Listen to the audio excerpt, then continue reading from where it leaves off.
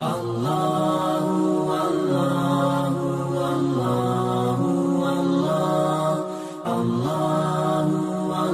bisa jadi teman-teman, kita punya beberapa amalan. Kalau kita nggak berani mengatakan banyak amalan, kita punya beberapa amal soleh, tapi hampir tidak ada satupun yang diterima di sisi Allah.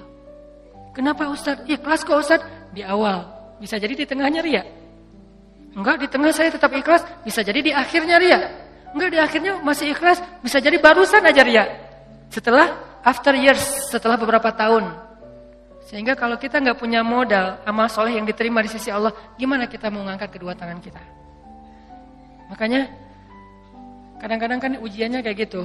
Di awal udah ikhlas, saya nih pengen tilawah yang bagus karena biar orang-orang sholatnya pada khusyuk. Allahu Akbar, ikhlas kan? Alhamdulillahi Rabbil Alamin, ikhlas. Ar-Rahmanir Rahim, masih ikhlas. Maliki Yaumiddin. Ada yang nangis di belakang. Mulai bagus juga ya suara saya. Habis tuh. Teman-teman pikir imam dengan bacaan yang bagus berarti pahalanya lebih banyak dari teman-teman? Belum tentu. Bisa jadi makmumnya dapat untung dari bacaan yang bagus karena dia khusyuk, dia bisa nangis, dia bisa nyaman. Sementara imamnya nggak dapat apa-apa loh. Ini, tapi kita nggak bisa menjudge imam juga ya. Begitu imam baca Alhamdulillahirabbil alamin, pamer. Nggak bisa. Entas jadi susah tuh. Semua salah ya, serba salah. Baca bagus salah, baca jelek. Imam nih bacaannya kok gini banget sih? Jadi serba salah. Ini bukan menjudge orang lain, udah aja masing-masing. Kalau imam bacanya bagus, ya kita husnuzon. Masya Allah bacaannya luar biasa. Kalau banyak orang yang khusyuk gara-gara ini berarti pahalanya banyak banget nih. Kan kita cemburu ya. Si imamnya, astagfirullah, kalau gak dibagusin, Allah suruh yang bagus-bagus. Kalau bagus-bagus amat, ntar sombong. Karena emang bagus sih. Itu habis tuh. Aduh, ngeri banget teman-teman. Di tengah masih ikhlas, nggak kegoda. Kan riya itu kan bukan maunya kita ya. Riya itu kan wasawisus syaitan, yuwaswisu fi sudurin nas. Dia yang mengebisikin, tapi di akhir selesai datang, alhamdulillah Ustadz, sambil gini, ada tisu nggak? Saya baru pertama nangis dalam sholat, suara Ustadz luar biasa. Bapak nggak pernah dengar di YouTube saya. Sombong, ya. Bapak nggak baru kenal saya. Gitu, atau bukan karena pujian orang lain teman-teman, karena diremehin sama orang lain. Pernah diremehin orang terus jadi ria? Saya pernah ngisi di beberapa masjid agung. Ada kan kalau di daerah-daerah tuh kalau saya ngisi kadang-kadang panitia mintanya di masjid agung. Kan DKM Masjid Agung rata-rata nggak main Instagram ya. Mereka nontonnya TV. Jadi karena saya qadarullah nggak pernah masuk TV, nggak kenal.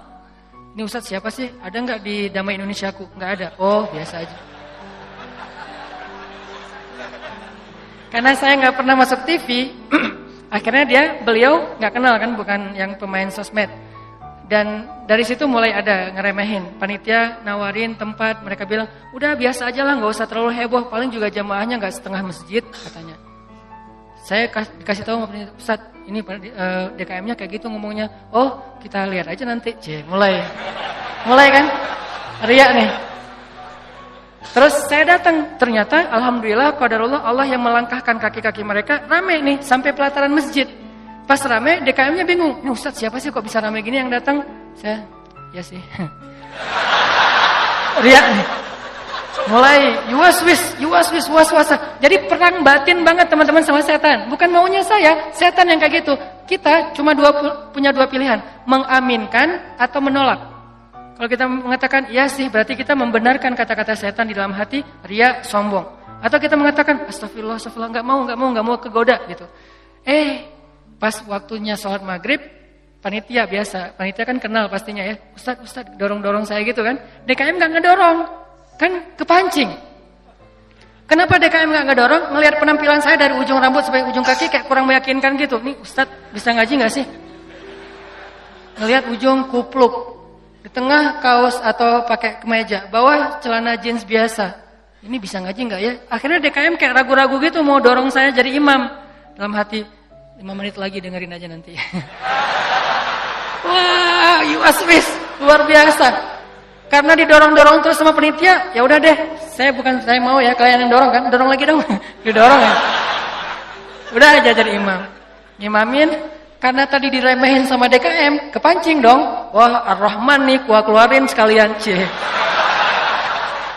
Kenapa ngeluarin Ar-Rahman? Favorit, kartu as lah.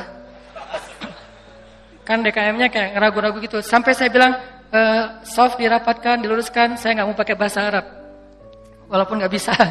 Soft diluruskan dan dirapatkan gitu. Terus DKM-nya masih gini-gini. Ragu-ragu gitu. Dalam hati saya, ya bentar lagi, tenang aja. Balik arah. Allahu Akbar. Itu udah nggak benar lagi salatnya tuh. Itu dirasain banget. Itu udah nggak benar lagi salatnya. Allahu Akbar. Begitu selesai Al-Fatihah, gimana Pak? Udah dengar? Terus masuk Ar-Rahman, serak pula. Aduh, serak, suaranya hilang, segala macam. Aduh itu nyesel banget tuh, nggak bisa show off ya. Kalau pas lagi dapat mic-nya bagus, sampai menggemanya tuh sekilo gitu ya. Itu kan enak banget ya. Buat seorang vokal, mic itu kayak floor buat anak skate kan. Jadi bisa ngetrik banget kalau floornya dapat kan. Jadi buat saya tuh kalau mic-nya pas dapat, wah ini bisa semua trik dikeluarin nih. Fabi ayyi ala'i rabbikuma tukadziban. Udah Ar-Rahman aja yang biasanya dibagi 4. Sekarang 1 rakaat Ar-Rahman, rakaat kedua Al-Muluk. Kenapa? Biar sekalian didengerin. Nih Ar-Rahman ya. Gini cara bacanya. Aduh, habis. Selesai sholat. Kan balik arah gitu kan, mau zikir kan, balik arah. Balik arah bukan pura-pura zikir sih, sambil zikir ngelihat ke arah si Bapak. Kira-kira gimana ekspresinya sekarang? Itu teman-teman berat. Kadang-kadang bukan karena kita pengen dipuji orang, tapi kita nggak rela diremehin orang, itu yang bikin kita riak kan? Bukan karena kita pengen dielu-elukan, dipuji, dapat banyak like, dipuja-puja, bukan itu.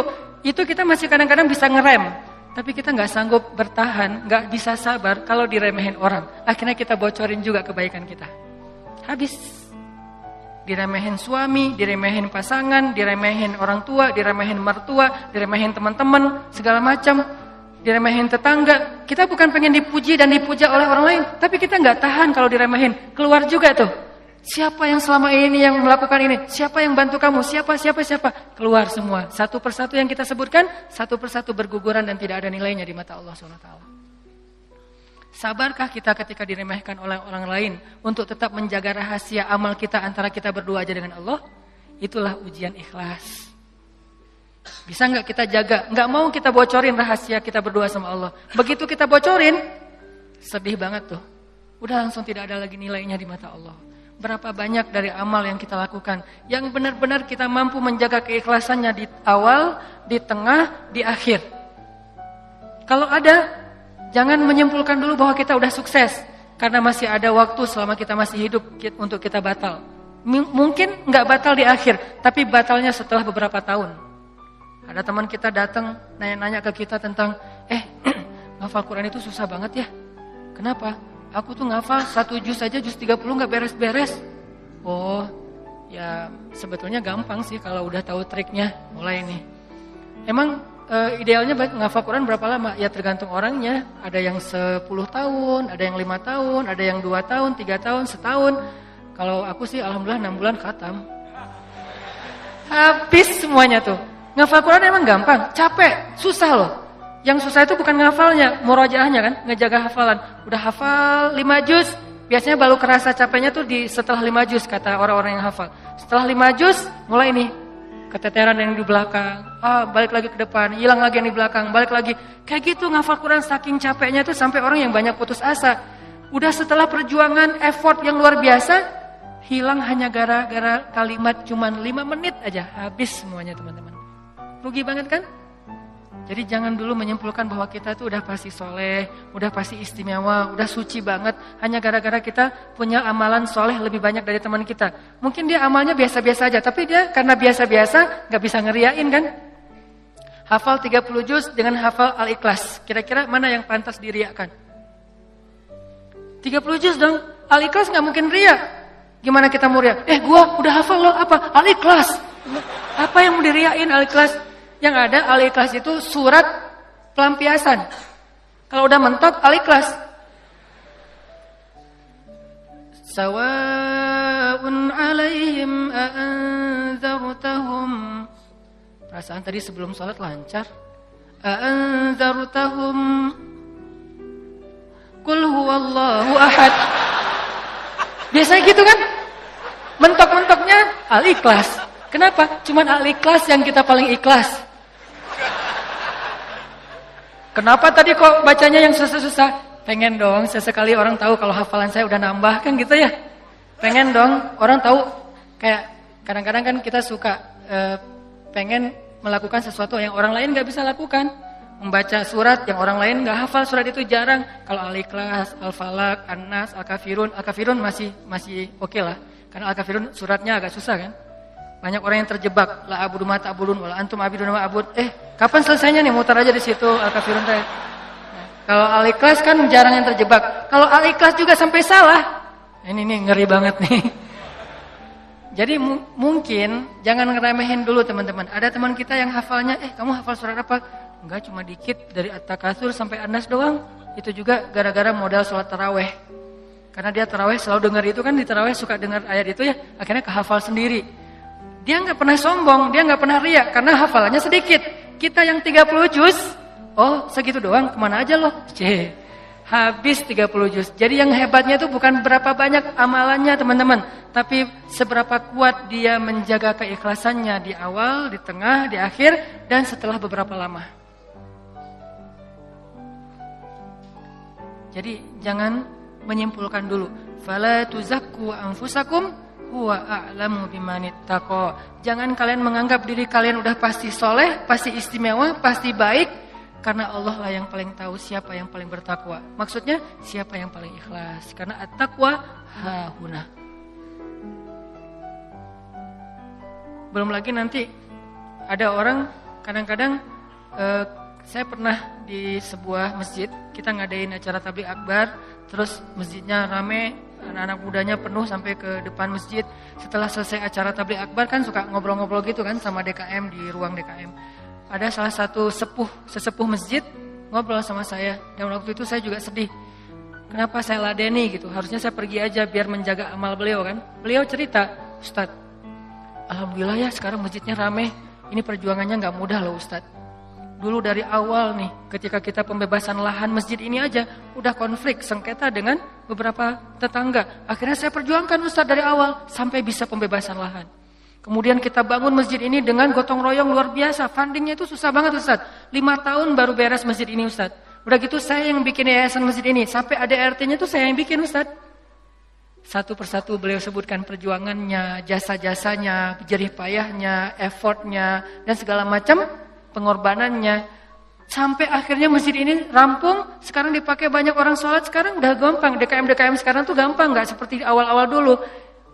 Kalau beliau sadar itu semuanya habis gara-gara beliau. Tapi kan kita gak bisa menjudge ya. Kalau beliau menceritakan itu untuk motivasi, oke. Tapi kalau beliau menceritakan itu untuk ria, dihargai, diakui, kalau hanya pengen dapat pengakuan, pengen diaku oleh orang lain, habislah semua pahala yang sudah beliau usahakan sekian tahun.